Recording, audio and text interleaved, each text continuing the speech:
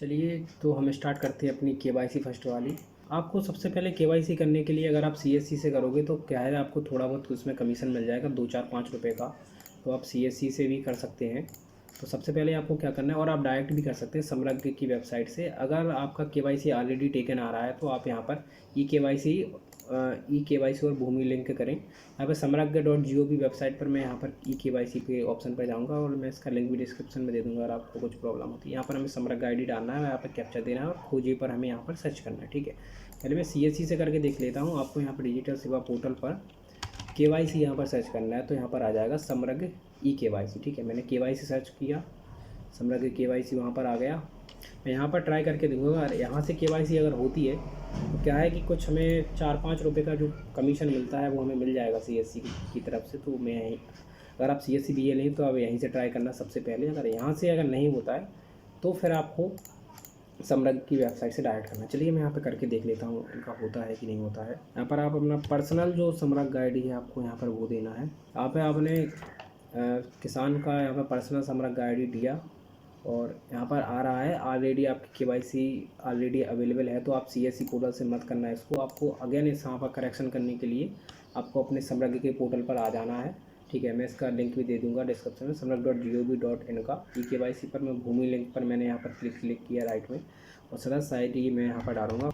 मैंने यहाँ पर सदस्य आईडी डाली और यहाँ पर कैप्चर दिया। ठीक है, यहाँ पर खोजी पर मैंने क्लिक किया तो ये ऑप्शन आएगा आपका आधार का सत्यापित है, कृपया इसमें करेक्शन करने के लिए हाँ का बटन दबाएं। आपका यहाँ पर ऑटोमेटिक मोबाइल नंबर आ गया। अगर नहीं आता है तो आप यहाँ चाहे तो एक दूसरा नंबर यहाँ पर मोबाइल नंबर अपडेट करके दूसरा नंबर लगा सकते हैं और ओटीपी सेंड कर सकते हैं। मेरे पास ये मेरा मोबाइल नंबर है पहले से, तो मैं इसी नंबर पर सेंड करूँगा ओटीपी को। तो गाइस ओटीपी आ गया है, मैंने ओटीपी यहाँ पर डाला और सुरक्षित करे पर मैंने यहाँ पर क्लिक किया। तो ये जो किसान है, किसान का समृद्ध आईडी आ गया, इनका डाटा आ गया और यहाँ पर ऑप्शन आया क्या आपके पास मध्य प्रदेश में भूमि है। तो मुझे हाँ पर यहाँ पर चीज़ चूज़ करना है। और मैं आप होगी कि यार मेरे को सम्मान निधि का मैं वीडियो देख रहा था और ये समृद्ध आईडी का वीडियो कहाँ से आ गया। तो मध्य प्रदेश में मैं बता दूँ जो केवाईसी हो रही है सम्मान निधि देने के लिए वो सिर्फ समृद्ध की इस पर वेबसाइट पर हो रही है, इस पर हो रही हैं। और डिजिटल सेवा पोर्टल पर जो आपका मैं यहाँ पर बता देता हूँ एक बार, किसान इस वाले पे हो रही है। अगर यहाँ पर होती है तो आपको यहाँ पर भी चेक करना है, यहाँ पर तो करनी ही है मैं बताऊँ।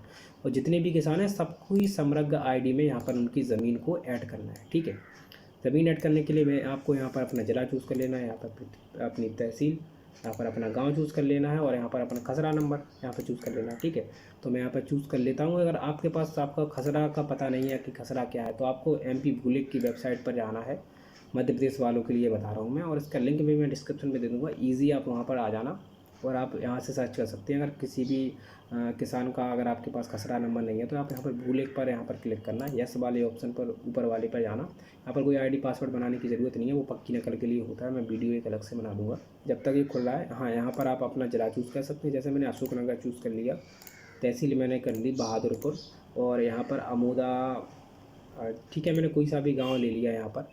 अगर आपके पास भूस्वामी से आप सर्च करना चाहते हैं तो यहाँ के जितने भी जन हैं, जितने के पास ज़मीन है, उनका ही नाम आ गया, कुसुमबाई बेवा नारायण। ठीक है, तो यहाँ पर सर्च करके भी उनका खसरा नंबर यहाँ पर कर सकते हैं। यहाँ पर आपके पास खसरा नंबर पहले से है तो आपको ज़रूरत नहीं है, एक ही बार आप डालोगे वहाँ पर तो आपका खसरा नंबर आ जाएगा।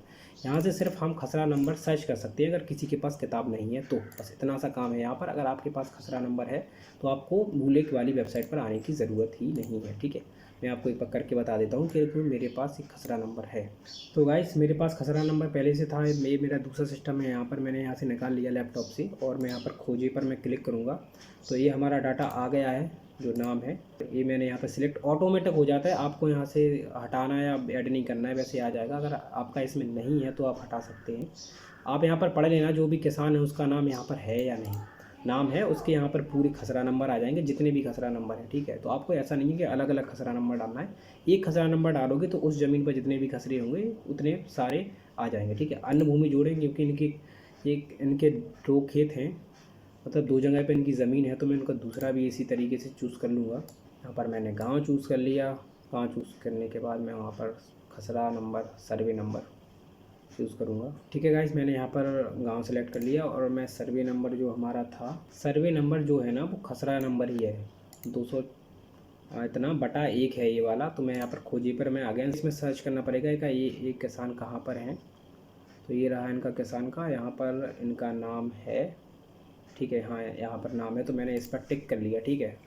और टिक करने के बाद मैं यहाँ पर आगे बढ़े पे करूँगा, क्योंकि इनकी दो ही जगह पर इनकी ज़मीन है, तो मैं दो ही जगह पे करूँगा। और आपकी जितने भी किसान हैं आप उतनी उसमें सिलेक्ट कर सकते हो। और कहीं कहीं पर उस पर लिख के आ रहा है कि भूमि अपरमार्जित है, अपरमार्जित है तो आपको पटवारी से मिलना पड़ेगा और उनसे परमार्जित करवानी पड़ेगी। उसमें 1 दिन का 24 घंटे का समय लगता है, तो वो आप करवा सकते हैं। अगर कोई भी कमेंट है तो आप कमेंट बॉक्स में मेरे को पूछ सकते हैं, मैं बता दूंगा। और आप 2 तरीके से KYC कर सकते हैं, OTP और बायोमेट्रिक। मैं इनकी बायोमेट्रिक तरीके से करूँगा, OTP चलेगी 5249। चलो OTP से कर लेते हैं, ठीक है। मैंने OTP यहाँ पर डाला, स्वीकार है पर मैंने क्लिक किया। आपका आधार से जान प्राप्त ईमेल हो गई है। यदि आप समग्र में उपलब्ध हिंदी नाम बदलना चाहते हैं तो क्लिक करें, अन्यथा नहीं पर क्लिक करें और KYC प्रक्रिया पूर्ण करें।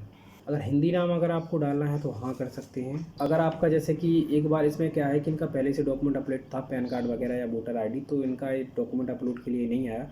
अदरवाइज़ आपको एक 100 KB का एक स्कैन करना पड़ेगा डॉक्यूमेंट, चाहे वो 10 की मार्कशीट हो या DOB सर्टिफिकेट हो, या फिर आपका KYC नहीं है जिसका, उसका मैं बता रहा हूँ। जिसका KYC पहले से नहीं है उसके लिए क्या है कि आपको एक डॉक्यूमेंट अपलोड करना पड़ेगा। आपको पैन कार्ड लगाना पड़ेगा, वोटर ID कार्ड या 10 की मार्कशीट या फिर DOB सर्टिफिकेट, नरेगा कार्ड भी लगा सकते हैं आप, या फिर और भी कागज़ होते हैं वो आप लगा सकते हैं।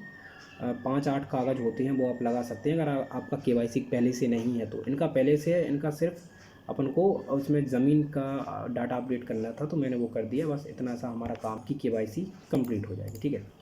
किसान वाली पोर्टल पर जाओगे, पोर्टल पर जाने के बाद जैसे ही आप यहाँ पर जाओगे डिटेक्ट कर देगा आपको PM सम्मान निधि के लिए, और स्टेटस यहाँ पर भी चेक कर सकते हैं। और बायोमेट्रिक के लिए भी आप यहाँ से चूज़ कर सकते हैं। जैसे मैंने जो किसान आए थे अभी, आधार नंबर बोला मैं, जो किसान आए थे उनका क्या है कि मैंने यहाँ पे तो डिजिटल समग्र पोर्टल पर इनका ज़मीन अपडेट कर ही दिया। ये तो हमारा फर्स्ट काम है मध्य प्रदेश के लिए सबसे पहला। और इसके बाद अगर इनकी KYC इस पर नहीं है तो इस पर भी हमें करनी होगी 2304। तो गाइस समग्र ID पर तो हमें KYC करना है। साथ में अगर आपका PM किसान सम्मान निधि पर भी KYC अगर हो रहा है तो करना है, अदरवाइज जिसका है उसका नहीं करना है, ठीक है। इतनी सी हमारी बात है, आपको बात समझ में आ गई होगी। और हमारी समग्र की भी KYC की ये मेन है हमारी, क्योंकि वो डाटा इसी से उठाएंगे समग्र पोर्टल से, ठीक है। आई होप गाइस आपको वीडियो अच्छी लगी होगी। और ये क्या है कि जो फार्मर थे वो यहीं पे बैठे थे, तो मैं कुछ वीडियो सही से नहीं बना पाया। अगर आपको कुछ कमेंट अगर है आपके मन में तो ज़रूर मेरे को पूछ लेना, या फिर आप कहोगे तो मैं एक सिक्योर वीडियो कहोगे तो बना दूंगा। वैसे ज़रूरत नहीं है, बहुत ईजी सी प्रोसेस है, आप कर सकते हैं ईजी तरीके से, ठीक है। चलिए गाइस मिलते हैं किसी नई वीडियो किसी नए टॉपिक के साथ, तब तक के लिए बाय बाय, जय हिंद की सेना। और इसी के साथ सैल्यूट। और क्या है कि मैं वीडियो पहले नहीं बना पाया, उसके लिए माफ़ी चाहता हूँ। वो क्या है कि मैं दुकान में बिजी था, कुछ ज़्यादा ही कस्टमर आ रहे थे इस वजह से। चलिए मिलते रहेंगे, जय हिंद की सेना, बाय बाय।